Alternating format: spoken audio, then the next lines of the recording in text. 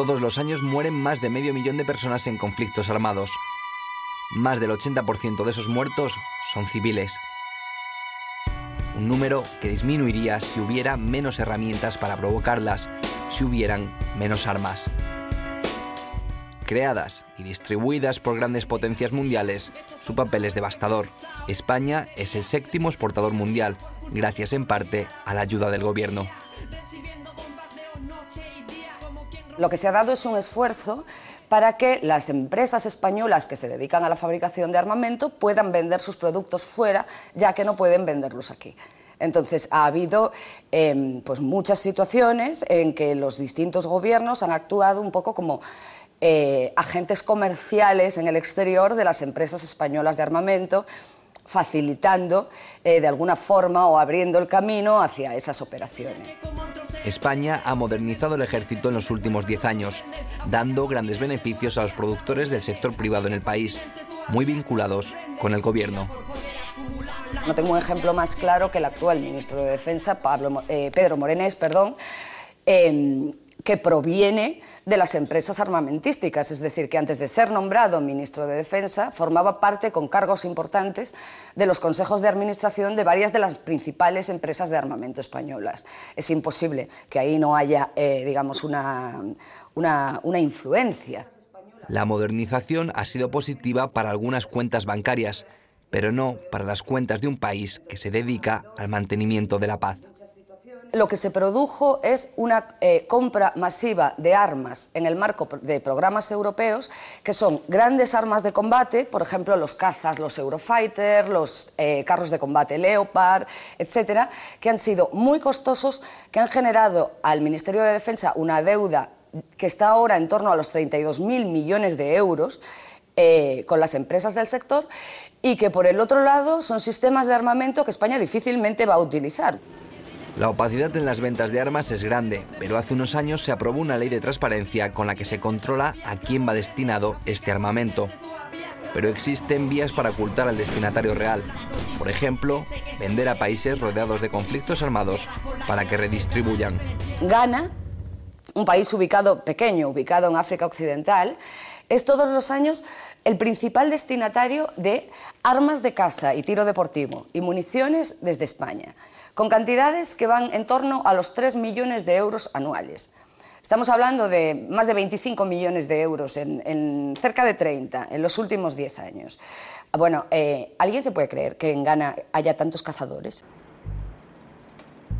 En cuanto a los recortes, al Ministerio de Defensa se le mide con un rasero distinto al de otras administraciones. Su presupuesto en 2013 se ha reducido un 6%, frente al 14% en educación o el 22% en sanidad. El presupuesto del Ministerio de Defensa es solo una parte de lo que realmente se gasta en asuntos relacionados con la defensa, porque hay otras partidas más ocultas, digamos, que proceden pues, del Ministerio de Industria, en términos de I+D, de la Seguridad Social, para pagar las pensiones, etc. O sea, si el presupuesto del Ministerio está en torno a unos 7.000 millones, el gasto total en este tipo digamos, de programas, en gastos relacionados con la defensa, pero que proceden de otras partidas del presupuesto general del Estado, rondaría los 16.000. Es decir, es mucho más que lo que está atribuido directamente a defensa. El negocio de las armas en España se ha multiplicado en los últimos 15 años. El país se ha convertido en uno de los 10 principales productores mundiales. Esta industria reporta miles de millones al Estado, pero se paga un precio: cronificar conflictos armados y hacer negocio de la violencia. El negocio de las armas, junto al negocio del tráfico de personas y el negocio de las drogas, es uno de los negocios más lucrativos que tiene el planeta. Concentra muy poquitas manos. Normalmente los proyectos armamentísticos españoles doblan el presupuesto inicial. Este desfase en las cuentas hay que negociarlo con la industria militar. Eso nos ha llevado a tener una deuda de miles de millones. 32.000 millones de euros es lo que se gasta el Estado en paro, en pagar prestación de desempleo en un año. No tenemos para pagar prestación de desempleo y se recortan, pero se respeta el gasto militar de 32.000 millones de euros que nos arruina, y eso supone, es el ejemplo más claro de traspaso, eso supone que no tendríamos en este momento burbuja. Con la crisis, el gobierno no tiene dinero para cubrir los costes de mantenimiento de vehículos y barcos de combate. Ante esta situación, el Estado ha decidido cederlos o alquilarlos, pero el trasfondo podría ser otro. Si a los del Sahel les estamos regalando barcos, donando por €1, me parece que es cada barco de estos, ¿para qué? Para que el control de las fronteras y que no vengan en pateras lo hagan allí y no nos manchemos las manos. ¿A Perú para qué le queremos regalar a prueba unos tanques? Pues le queremos regalar unos tanques a prueba porque esperamos que nos compren tanques Leopard, que no valen para hacer la guerra allí, pero valen para que el Estado de Perú imponga una situación de poder ante su población y ante la región andina.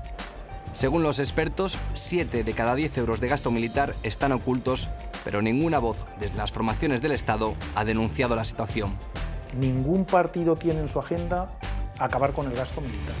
Ningún partido toma conciencia de la dimensión que tiene esto. Es más, llega el ministro y se puede atrever a decirles en el Parlamento, primero vamos a arreglar los presupuestos, como dijo, y luego, bajo cuerda, veremos cómo vamos a pagar esa burbuja militar de 32.000 millones de euros. Y no le levantó el dedo a nadie. Es cierto que esta industria mueve muchos millones, pero genera poca mano de obra. Su peso es residual frente a otras industrias como la automovilística. Además, no es buena para el futuro de las comarcas donde se instaura. ¿Qué ocurre?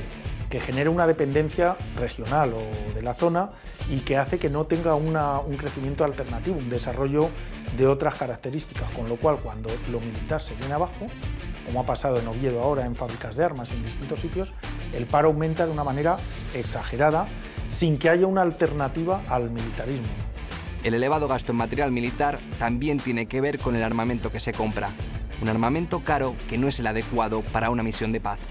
No estamos imponiendo la paz, no estamos facilitando ningún trabajo a la paz, estamos imponiendo una visión hegemónica donde España participa, se ensambla en otros ejércitos, hacen un mega ejército que es el que impone las condiciones que nos dice nuestro amo, que es Estados Unidos, ¿no? Entonces ese armamento que tenemos no vale para defender a España y no vale para desarrollar la paz, vale para agredir.